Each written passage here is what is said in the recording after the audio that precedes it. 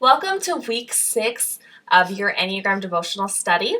We are going to be talking about pain points this week. And even though there are some weeks that are more encouraging than others, the ones that are more convicting and harder are all the more important to our growth. And isn't that something that is so cool about learning your Enneagram type, is that there are these really specific areas where we can be encouraged in growth, even if they can be hard to look at. So let's look at them together. We're all in this together. No one's pain point is worse than anyone else's. I know it might not feel like that because our own pain points are oftentimes so much harder and feel so much yuckier to ourselves that it can be hard not to think that ours is the worst, but I can guarantee you every single Enneagram type thinks that theirs is the worst. And so just take that off your shoulders. Yours is not the worst. Your Enneagram type is not the worst. We all have our own garbage. And so let's be in this together and let's go through what these pain points are and what we are talking about. For the Enneagram type 1, we are talking about the inner critic this week. We are talking about that little voice inside their head that says, I can't believe you just did that. That says, how in the world did you just make that big of a mistake? That it's a chastising voice. It's a criticizing voice. It's often a very harsh voice. It's like a very well-meaning coach that uses more harsh tones to promote someone to achieve better and to be better. And that's really the inner critic's goal for a type 1, is to help them not make mistakes and to be above board so that so that they can be good, because that's their motivation. But it's often this really harsh voice that they have to live with. And like I was saying last week, it's very much combated by grace, but we still have to look at that inner critic. In these days, we talk about how it forms. We talk about, the times that it helps you and the times that it hinders you, and how to be very selective in how you listen to it, because I think that's something that's so important for type 1s. And then for type 2, we talk about manipulation. And I know that that is a really tough word to hear, especially if it's one that's been thrown out around at you unfairly, or if you have been manipulated by someone else. It's a really hard word to hear. But I hope that our descriptions of what manipulation is in the devotionals can really help you wrestle with exactly what manipulation is, and to help just kind of light a fire in you of wanting to be above board and honest in your interactions, and not use some innocent manipulation, because there is no such thing as innocent manipulation, in order to not ruffle feathers or have to feel like you are asking for your needs to be met in a way that makes you feel like a burden.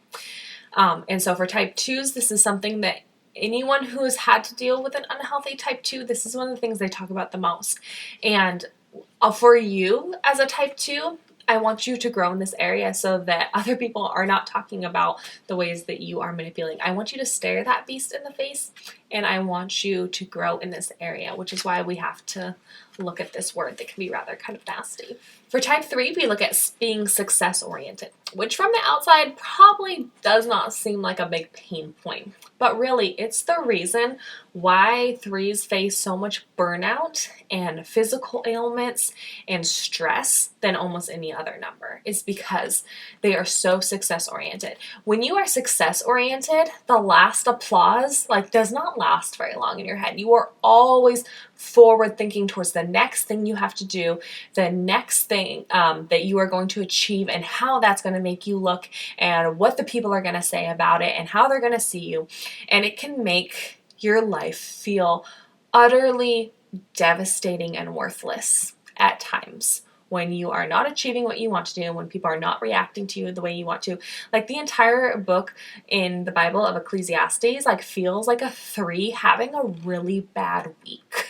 And because that's how it feels when you're success oriented and things aren't going well, is we're just the wind and it doesn't matter and life is worthless, and that's how it can feel, because 3s are on this constant hamster wheel of having to achieve and having to achieve, and it is such an exhausting pain point in their life. And so we wanted to look over it a lot, examine why it's there, how it can be good, how it's harming you, and how to release yourself from the chains of having to be successful. For type 4s, we talk about self-absorption, which is one of the things that I hear 4s talk about the most as like, oh, well, all the Enneagram accounts and things say that we're self-absorbed and we're not, we're just misunderstood, because I think that's one of 4's favorite lines to use, I'm just misunderstood. But really, there is a truth to self-absorption in 4s, and it is not pretty to look at, but we stare it straight in the face in this devotional. We see how it looks for unhealthy 4s, how it looks to all the other Enneagram types, and how we can grow past it by using that space saving that we talked about last week. And that's one of the biggest ways we combat just being like in ourselves and thinking about our own emotions, is to help other people with their emotions. But it's something that's autopilot, it's something that's a default for 4s. And so 4s really need to be aware of this, need to be aware of this autopilot and how other people experience it, because it's like the 2s, like it's the biggest thing that people talk about when they talk about unhealthy 4s, is just how self-absorbed they are. And I don't want those people to be talking about you that way. I want you to grow. I want so much better for you, because it's actually miserable to be self-absorbed. It really is. And so we want to grow past that. So we look at that a lot. And then for 5s, we talk about being low energy. And to this day, I don't think I've ever heard someone come to me and be like, my strength is that I am low energy. Like, it's just not, especially in Western culture. It's seen as a pain point. It's seen as something that you struggle with, not something to be proud of. And so we talk about being low energy and how it's not inherently good or bad, but it is something that just in your life in general, it's going to be seen as a pain point. And so how do we encourage like actual rest and boundaries to help you have energy for what you need to have energy for, so that your low energy doesn't have to be a pain point in your life? Because I think that that's such an important balance and things for 5s to learn in their life. Like once you learn how to have those boundaries and how to prioritize actual rest so that you have the energy to do what you want to do, then you're really making it as a type 5. For type 6s, we talk about anxiety. So I know that with the deadly sins, we already talked about fear. And so fear is kind of the big overarching theme of anxiety, but anxiety is such a more intense seed of it. And in these chapters, like I definitely wanted to make a huge disclaimer of like there can be sinful anxiety, but there also is mental health to think about. That we live in a fallen world. We live in a place that our bodies are not perfect and our brain is an organ. And just like we would take medication for a kidney disease, sometimes we need medication for a brain disease, for something that's happening inside our head, and how that's totally normal. Like your brain and your thoughts are not your soul. And I feel like that's so important. And so as we talk about anxiety, 6s have so many tools in their back pocket for dealing with anxiety. It's one of the reasons why a lot of times 6s won't even say that they're anxious people, because they think everyone struggles with this amount of anxiety and they just have a lot of tools to deal with it. But we want to call this out in 6s of like, we don't have to live with such crippling anxiety, and to see it for exactly what it is, and to see it like the ones in our Critic as like, this is not something everyone has. Like this is something that is pretty unique to you, and let's give you some more tools. Let's help you in this area. What does God have to say about anxiety? All those sorts of things. For type 7s, we talk about spinning. And so for those of you who might not know what spinning is, it's basically taking any situation and spinning it to see the good part. And although this can be a good thing, it also can be a big hindrance in the life of 7s, because they struggle to deal with the pain points of life and the negatives of life. I think it's Suzanne Stabile that talks about 7s wanting to live on a half spectrum of emotion, like joy and beyond, like all that emotion, I want that. Anything under that, like boredom, pain, negative, nope, I don't want any of that. So if there is any of that, 7s can spin reality in a way that sometimes is not fair, in a way that sometimes is devaluing what they're experiencing or what other people are experiencing, or is purely making it so they aren't dealing with something that needs to be dealt with. Because you can spin a situation, you can shove emotions down, but they still come out sideways and they still need to be unpacked and dealt with at some point. And so we talk about the ways that spinning does help sevens and how it does help them to be more optimistic, but how spinning it can also be a pain point for them, and how to deal with that and how to specifically grow in that area. For type 8s, we talk about intimidation. And really when I'm talking to type 8s, they oftentimes do not understand why other people find them intimidating. And when I'm talking to my coaching clients, when I'm talking about type 8s, I talk about how they are one of the only Enneagram types you can actually feel in a room often. Like I can't just go in a room and be like, oh, that's a type 8. But when you are experiencing people, you might be like, oh, this person is like, why am I kind of intimidated by this person? They have a big presence, and it doesn't matter if they're like the tiniest woman you've ever seen. Someone can still feel very big, and that's how 8s feel to other people. And it causes them to feel intimidating to other people. People will often say to 8s, like, oh my gosh, when I first met you, I thought you were so mean. But now that I know you, like, oh my gosh, you're such a softie. Like, things like that. 8s hear that all the time. And I think it can feel really confusing to them. And sometimes it can feel really hurtful.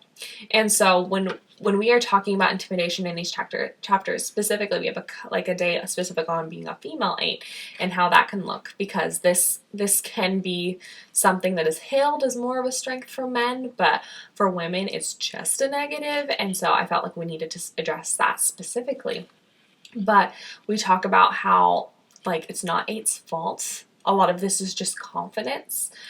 But it does come with a price, and it will be something that is going to be a pain point in your life of having to deal with this.